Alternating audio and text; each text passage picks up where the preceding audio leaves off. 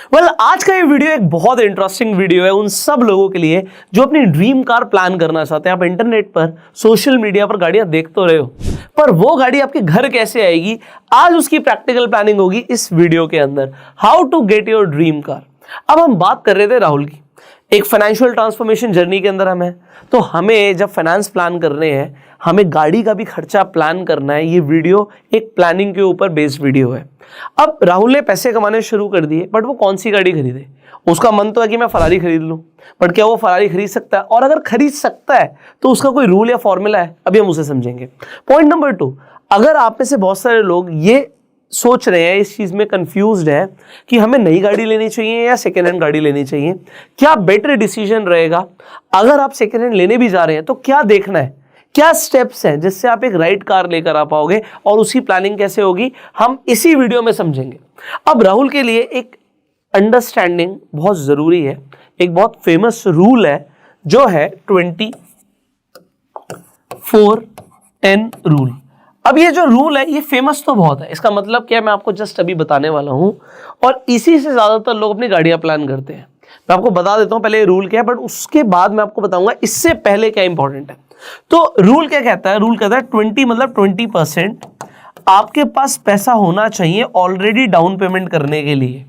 मतलब आप जो भी गाड़ी लेकर आने वाले हो, आपने पसंद तो कर लीजिए 1 करोड़ की गाड़ी, 1 करोड़ की आप मर्सिडीज लेके आओगे या BMW लेकर आओगे, वो 1 करोड़ की है, तो आपके पास पहले 20 लाख होने चाहिए।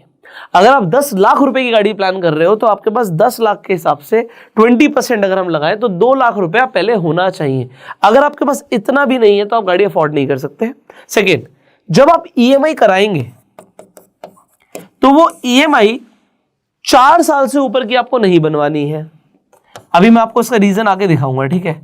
तो आप 4 इयर्स से ऊपर EMI नहीं बनवाने वाले हैं।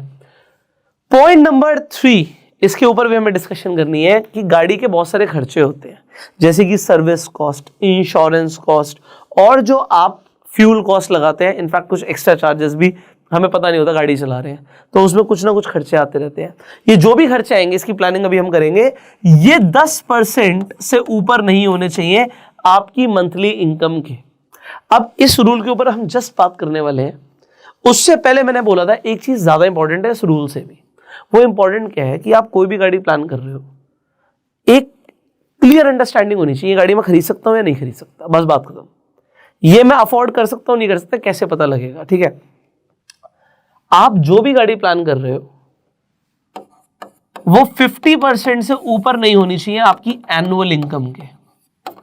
अगर आप 1 करोड़ की गाड़ी ला रहे हैं, आप बेशक लाइए, आप खरीदिए। आप 10 लाख की ला रहे हैं, बिल्कुल खरीदिए। आप 5 लाख की ला रहे हैं, आप बिल्कुल खरीदिए। बट अगर आप कोई भी गाड़ी लेकर आ रहे हैं तो आप ये देखिए उससे डबल मेरी सालाना कमाई है या नहीं है। अगर आप 1 करोड़ की गाड़ी ला रहे हैं तो 2 करोड़ आपकी सालाना कमाई होनी चाहिए। अगर आप 10 लाख की गाड़ी ला रहे हैं तो आपकी 20 लाख सालाना कमाई होनी चाहिए। अगर आपकी सालाना कमाई, एनुअल इनकम डबल नहीं है तो आप एक बहुत बड़ी मुसीबत में फंसने वाले हैं। उसकी कैलकुलेशंस अभी मैं आपको दिखाने वाला हूं, ठीक है? तो ये एक इंपॉर्टेंट रूल है यहां पर। अब इसकी प्लानिंग और जो कैलकुलेशंस है ये जस्ट अब हम देखेंगे, ठीक है? तो 20% हम बात कर रहे हैं डाउन पेमेंट की। आइए स्क्रीन पर चलते हैं। सो आप यहां पर स्क्रीन पर देखिए, एग्जाम्पल लेते हैं कि आप एक 10 लाख रुपए की कार प्लान कर रहे हैं, तो अब 20% तो आपने डाउन पेमेंट में दे दिया, तो आपको 8 लाख रुपए का लोन चाहिए होगा। अब यहाँ पे 6.5% लिखा है, 6.5% में आपको कहीं लोन नहीं मिलेगा गाड़ी के लिए। हम प्रैक्टिकल चलेंगे। अगर आप एक आम नागरिक हैं तो आपको लगभग 9% के आसपास, 8.5 हो सकता है, 8 हो सकता है, 9.5 हो सकता है। तो मैंने एक एवरेज ले ली, 9% के हिसाब से आपको रेट ऑफ इंटरेस्ट पे आपको कार लोन मिलेगा। टेन्योर हम लेंगे 4 साल का। तो अगर आप इसे देखें यहाँ पर तो आपकी EMI आ रही है लगभग 20,000 की, 19,900। अब सोचिए कोई आदमी कहे कि भाई मैं 40,000 रुपये महीना कमाता हूँ, मैं 40,000 रुपये महीना कमाता हूँ और मैं गाड़ी खरीद लेता हूँ, तो मैं 20,000 की किस्त तो अफोर्ड कर लूंगा, और 20,000 में मेरे को घर की कोई लायबिलिटी नहीं है, राशन मम्मी पापा देखते हैं, बिजली का बिल मम्मी पापा देखते हैं, और मैं कमा रहा हूँ, मैं आराम से अफोर्ड कर लूंगा। बट क्या ये 20,000 की EMI पर आप गाड़ी लेकर आ सकते हो? किसी ने 2 लाख रुपए जोड़ लिए, मैं उसके बात कर रहा हूँ। तो इसे समझते हैं, यहाँ पर EMI हमें समझ आ गई कि EMI कितनी आएगी उसके बाद देखिए यहाँ पर ईएमआई और डाउन पेमेंट के बाद 4 इयर्स के बाद यहाँ पर एक इंपॉर्टेंट चीज लिखी थी कि इसका खर्चा आपकी 10% सैलरी से ऊपर नहीं होना चाहिए। अगर कोई 40,000 कमा रहा है तो 10% हुआ 4,000 रुपए। बट आप समझिए उसके ऊपर कितने खर्चे आने वाले हैं जो कई सारे लोग प्लान ही नहीं करते। नंबर 1 सर्विस कितने की होगी? 10 लाख रुपए की गाड़ी की। अब ये टिपिकली डिपेंड करता है, बट एक हमें एवरेज कॉस्ट ले लेते हैं भाई, जितने लाख की गाड़ी होती है उतने हजार की तो आपकी सर्विस आएगी। तो अगर 10 लाख की गाड़ी है तो 10-12 हजार रुपये आप मान के चलिए, मैं फिर भी 12,000 रुपये मान लेता हूं। और आपको हो सकता है साल में एक बार से ज्यादा सर्विस करानी पड़े। अगर आप एक बार से ज्यादा सर्विस कराएंगे तो ये आपको पहले मान के चलना पड़ेगा कि 24,000 रुपये का तो मेरा सर्विस का एक्सपेंस आएगा। अगर कोई 1 करोड़ की गाड़ी ले रहा है ना, तो आप ये समझ लीजिए कि 1 लाख रुपए सर्विस में लग जाएगा। तो अब 1 लाख रुपए अगर आपका सर्विस में लगेगा, हो सकता है आप साल में एक ही बार सर्विस कराओ, तो आपको उसकी कैलकुलेशन पहले करनी पड़ेगी। ठीक है। पॉइंट नंबर 2, अब ये सर्विस जो कॉस्ट है, इलेक्ट्रिक कार अगर कोई ले रहा है तो यहां पर कई सारी चीजें बच सकती हैं। सो ये इलेक्ट्रिक कार के लिए जरूरी नहीं, क्योंकि इलेक्ट्रिक कार में इंजन ऑयल नहीं डलना आपका, तो कई सारी चीजें होंगी जो आपकी बच जाएंगी, है ना।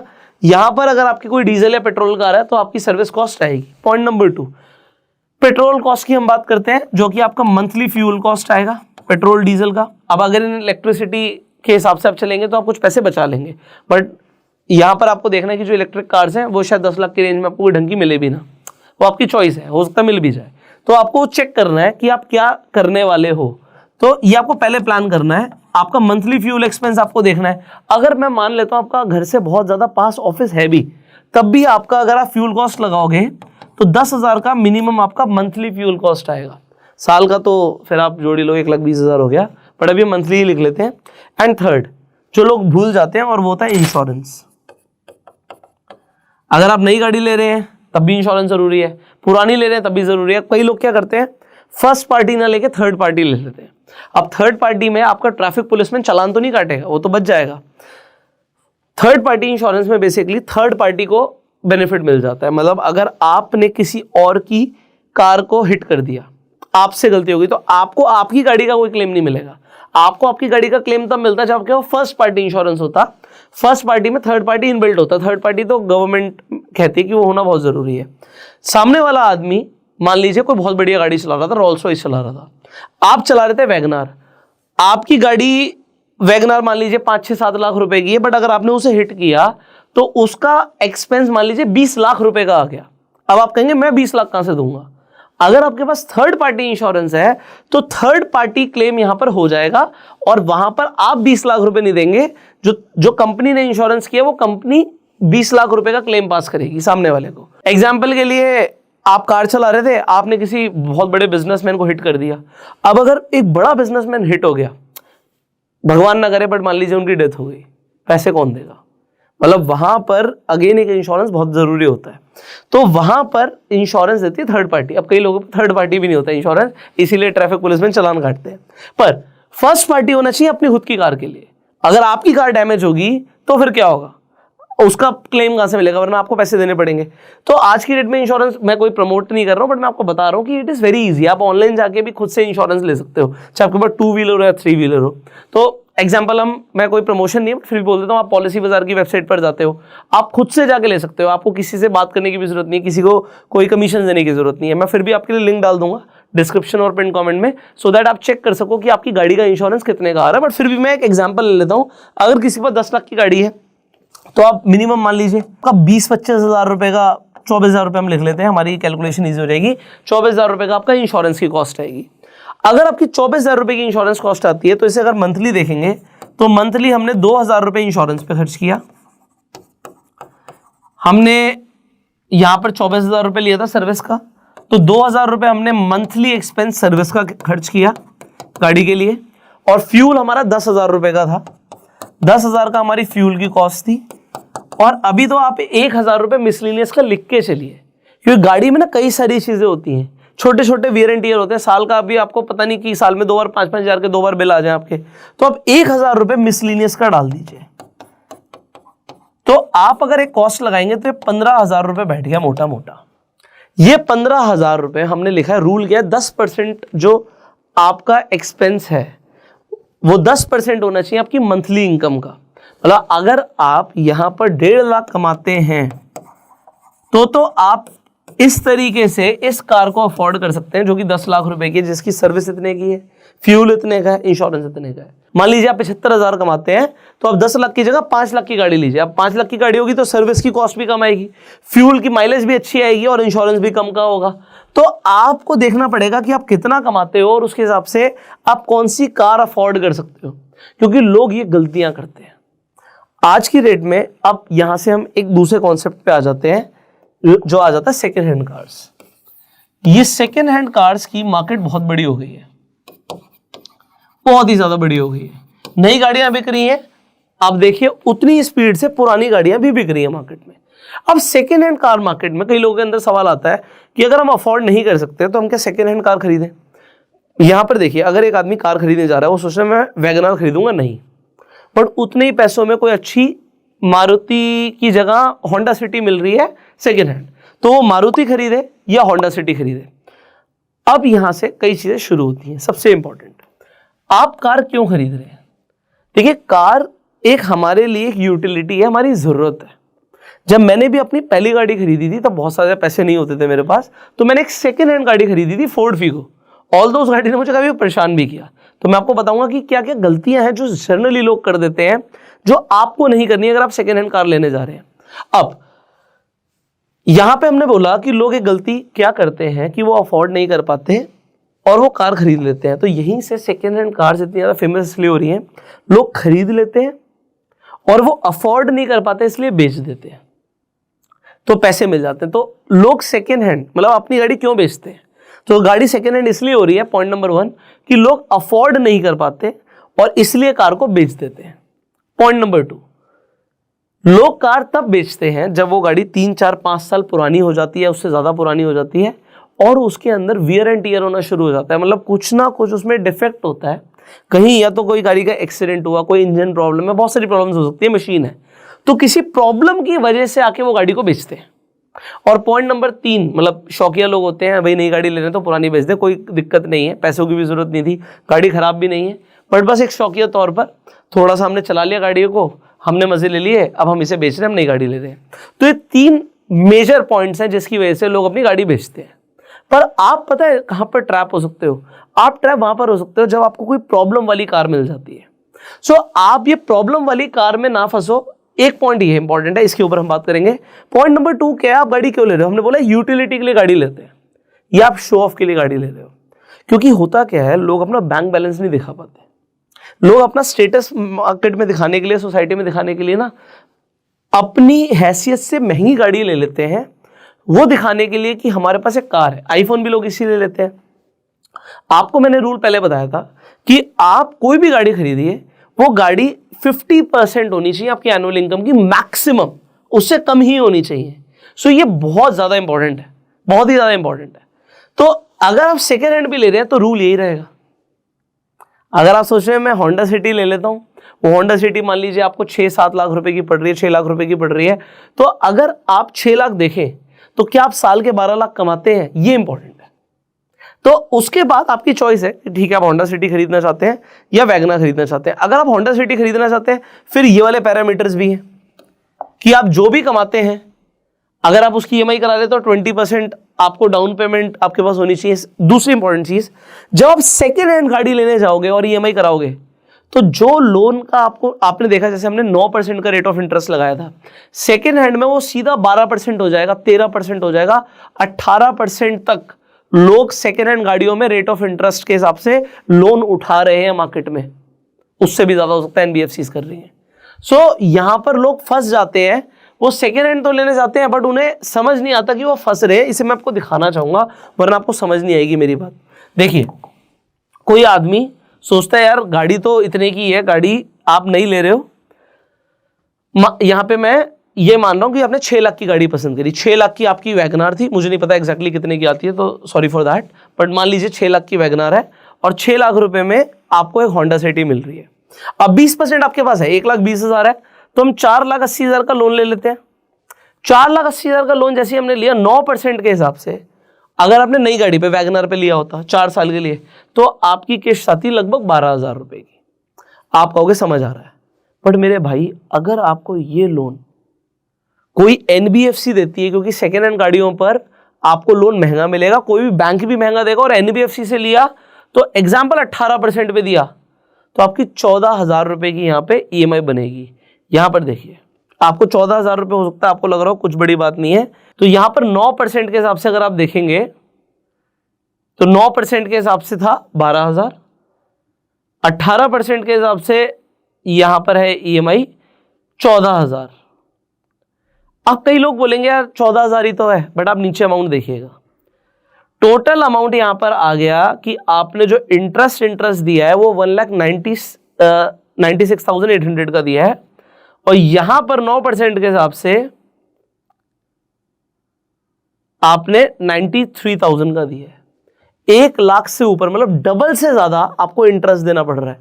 अब ये यहां पर 4,80,000 रुपए तो आपको कोई बड़ा अमाउंट नहीं भी लग रहा हो, तो मैं आपको ये दिखा दूं, अगर मैं यहां पे कुछ चीजें चेंज करता हूं, जैसे कि मैं यहां पे एक 0 ऐड करता हूं, तो होगा क्या, यहां पर आपका इंटरेस्ट आ गया 9,33,000 का। अब किसी को ये बात बड़ी लग रही हो कि 9 लाख का इंटरेस्ट, वो तो सिर्फ 9% पे था मेरे भाई। अगर आप इसे 18% पे ले जाओगे ना, तो ये सीधा बढ़कर हो जाएगा आपका 19 लाख। तो आपको 10 लाख से ज्यादा एक्स्ट्रा इंटरेस्ट देना पड़ रहा है, आपकी कॉस्ट बढ़ गई। तो अगर आप सेकेंड हैंड ले रहे हो तो आप ये चेक कीजिए, आप अगर लोन ले रहे हो तो लोन आपको कितने % रेट ऑफ इंटरेस्ट में मिल रहा है, ज्यादा पे ही मिलेगा। अब पॉइंट नंबर 2, ये सब आपको पता लग गया। हम बात कर रहे थे सेकेंड हैंड की, तो आपको 3 चीजें चेक करनी है अगर आप सेकेंड हैंड कार ले रहे हैं। पॉइंट नंबर 1, आपको सर्विस रिकॉर्ड देखना है। इसके बिना तो आप गाड़ी लेंगे ही नहीं, चाहे कितनी ही सस्ती मिल रही हो। आप समझिए कोई आदमी अपनी अच्छी चीज को, जो शौकिया आदमी होगा, वो अपनी अच्छी चीज को जिसने बहुत अच्छे से मेंटेन करी है, वो सस्ते में क्यों बेचेगा? कोई आदमी सस्ते में तब बेचेगा जब उसमें या तो कोई प्रॉब्लम हो। मैं एक फ्रेंड को जानता हूं अपने, जिसने गाड़ी खरीदी। उसने गाड़ी तो ये देख के खरीद ली, OLX पे देख रहा था वो कार, उसे लगा तो बड़ी सस्ती मिल रही है। उसमें नीचे एक लाइन और लिखी थी, मेरा जो भाई है वो HDFC बैंक में काम करता है, लोन भी करा देगा। तो उसने कांटेक्ट किया, उसने कहा हाँ जी मेरा भाई है। कोई भाई नहीं था, वो NBFC से लोन कराया उसने, वो लोन करा दिया उसने NBFC से, लोन महंगा मिला। पॉइंट नंबर 2, उसने सर्विस रिकॉर्ड ही नहीं चेक किया। वो एक्सीडेंटल कार थी और उसने एक्सीडेंटल कार ले ली। अब उसने खरीद तो ली, उसकी बिकनी भी मुश्किल हो गई। तो अगर आप ऐसे कोई ट्रैप में फंस जाते हो, तो आप तो देख रहे हो ये चमचमाती हुई गाड़ी है, क्योंकि जो ये डीलर्स होंगे ना, ये गाड़ी को ऐसा रखेंगे जैसे बिल्कुल शोरूम कंडीशन, बट अंदर गाड़ में क्या है ये आपको नहीं पता। तो पॉइंट नंबर 1, आपको सर्विस रिकॉर्ड देखना है, क्योंकि जो ये डीलर्स होते हैं ना, मीटर बैक करके बेचते हैं। गाड़ी चली होती है 1 लाख किलोमीटर, उसे दिखाएंगे जी 40,000 चली है। अच्छा, मुंह से बोल देंगे, आजकल तो डीलर्स इतने शाणे हो गए हैं, मुंह से बोलेंगे हाँ जी थोड़ा सा मीटर बैक किया हुआ है जी, 30,000 पे कर दिया, वो था 50,000 थोड़ा सा दिखाने के लिए, वो होता है 1.5 लाख। क्योंकि एक बार बैक कर दिया तो फिर आपको नहीं पता वो एक्चुअल में कितनी चली थी। बट जब सर्विस रिकॉर्ड अगर आपके पास है, तो जब गाड़ी सर्विस पे जाती है तो वहां पर सर्विस स्टेशन में वो मार्क कर लेते हैं, नोट कर लेते हैं कि कितने किलोमीटर कार चली हुई है। तो स्टेप बाय स्टेप पूरा सर्विस रिकॉर्ड है, उसमें क्या क्या चीजें चेंज हुई हैं, क्या क्या पार्ट्स डले हैं, सब कुछ पता होगा आपको अगर सर्विस रिकॉर्ड होगा। अगर ये नहीं है तो ये एक बिग रेड फ्लैग है आपके लिए, बिग नो है, वो गाड़ी आपको नहीं लेनी चाहिए, कितनी सस्ती हो, क्योंकि आपको परेशान करेगी। सेम ऐसा मेरे को और फ्रेंड के साथ हुआ, उसने ये वाली बात नहीं मानी मेरी। उसने कहा BMW है यार 10 लाख रुपए की मिल रही है, मात्र 3 सीरीज 10 लाख की मिल रही है। तो मुझे वैसे ही डाउट हो गया यार, बड़ी सस्ती मिल रही है, कितनी पुरानी है? उसने कहा जी मात्र 4 साल पुरानी है। तो मुझे बहुत बड़ा डाउट हुआ, मैंने कहा पक्का इसमें प्रॉब्लम होगी। तो मैंने उसे एक सजेशन दी, मैं आपको भी दे रहा हूं। मैंने उसे बोला कि एक काम कर यार, अपने ना लोकल मैकेनिक को ले जा, लोकल कोई मैकेनिक हो, कोई आसपास कोई शॉप है, इतनी मैकेनिक शॉप्स खुली हुई हैं, उसे बोल कि मुझे ना गाड़ी में डाउट लग रहा है और चेक करके बताओ उसमें क्या डाउट है। वो लोकल मैकेनिक को लेकर गया, उसने विजिटिंग चार्ज लिए 500,000 रुपए कुछ लिए होंगे मैकेनिक ने जाने के। वो गया और उसने बताया बाबूजी इसमें सस्पेंशन खराब है।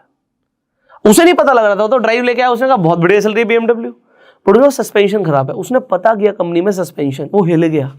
वो कह रहा 10 लाख की तो गाड़ी ले रहा हूं, 5-6 लाख का तो सस्पेंशन का काम होगा। अगर वो कार ले लेता तो उसके 5-6 लाख रुपए एक्स्ट्रा लगने थे, इसलिए वो इतनी सस्ती मिल रही थी और लोगों को ये नहीं पता होता। पॉइंट नंबर 3, आपको इंश्योरेंस भी चेक करना है, इंश्योरेंस क्लेम भी चेक करने हैं। इंश्योरेंस ट्रांसफर हो जाता है, इंपॉर्टेंट है। महंगी गाड़ियों का इंश्योरेंस महंगा होता है। अगर कोई आदमी उसे खरीद रहा है और उसमें वैलिडिटी बची है 6 महीने की, 8 महीने की, कोई भी टाइम पीरियड बचा हुआ है, तो वो आपके नाम पे ट्रांसफर हो जाता है। लोगों को नहीं पता होता, लोग नया इंश्योरेंस करा लेते हैं। इंश्योरेंस एजेंट तो बैठे ही हैं बेचने के लिए माल, तो आपको ये समझना है। तो इंश्योरेंस ट्रांसफर भी हो जाता है। फाइनली मैंने आपको बोला कि आपको एजेंट से लेने की जरूरत नहीं, आप ऑनलाइन भी ले सकते हो। लिंक आपको डिस्क्रिप्शन कमेंट बॉक्स में मैंने दे दिया। आप ऑनलाइन जाके पॉलिसी बाजार से भी कोई भी आपको इंश्योरेंस लेना आप ले सकते हैं, बट कोई ये स्पॉन्सर्ड वीडियो नहीं है, ये मैंने आपको वैसे ही बता दिया।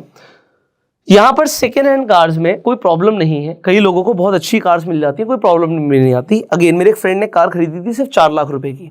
ये तीनों पॉइंट्स को ध्यान रखे, 4 लाख रुपए की खरीदी थी उसने, 5 साल पुरानी कार। 5 साल पुरानी कार उसने खरीदी। आपको कहे तो बहुत ज्यादा पुरानी है, बट उसने सर्विस रिकॉर्ड चेक किया, उसने देखा कि लोकल मैकेनिक से चेक करवाई, इंश्योरेंस चेक करे, सारी चीजें चेक करके उसने एक लग्जरी गाड़ी कम रेट में जरूर खरीदी। कोई प्रॉब्लम नहीं है। उसने 2 साल कार रखी, फिर उसने पैसे कमा लिए, उसने एक नई गाड़ी ली, उसने उसे बेचा और वो 3,70,000 की बिक भी गई।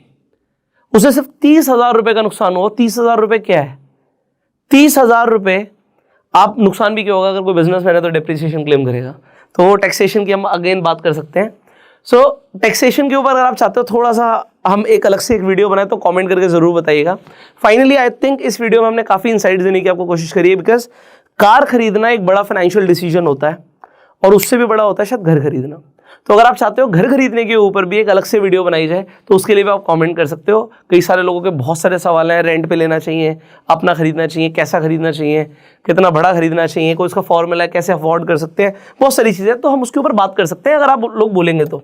सो इस वीडियो में हमने क्लियर करने की कोशिश करी है how you can get your dream car. हमने फॉर्मूले आपको कुछ जो रूल्स हैं मार्केट में फेमस रूल्स है उसके ऊपर बात करने की कोशिश करी। आपको 24-10 रूल के ऊपर भी हमने बात कर ली और ये इंपॉर्टेंटली बता दिया कि अगर आप कोई भी गाड़ी प्लान कर रहे हो तो वो 50% से ऊपर नहीं होनी चाहिए आपकी एनुअल इनकम की। अगर आपको इस वीडियो से वैल्यू मिली तो आप इस वीडियो को लाइक कर सकते हैं, शेयर जरूर कीजिएगा जिससे लोग भी अपनी ड्रीम कार प्लान कर पाए और उनके बहुत सारे डाउट्स इस वीडियो से उनको क्लैरिटी मिल पाए, आंसर्स मिल पाए उनके डाउट्स के।